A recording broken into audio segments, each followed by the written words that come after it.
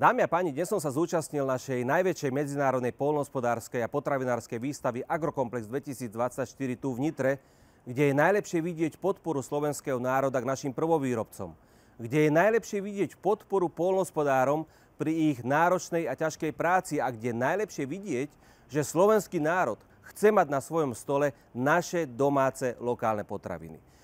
Žiaľ, jedným dychom musím priznať, že naši poľnohospodári sú systematicky ničení obchodnými reťazcami a nezmyselnými európskymi nariadeniami, ako sú napríklad biopásy či GMO. Tieto pravidlá vytvorené bez ohľadu na naše špecifické podmienky dusia našich poľnohospodárov a potravinárov. A to som ešte nespomenul nezmyselný Green Deal, ktorý namiesto pomoci hádže našim poľnohospodárom ďalšie polená pod nohy.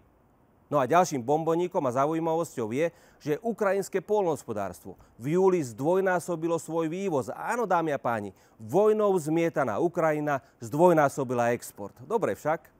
A toto má byť ten spravodlivý trh, na ktorý sme sa všetci mali tešiť? A naši poľnohospodári ledva prežívajú? Nuž, toto sa ďalej tolerovať nemôže, dámy a páni.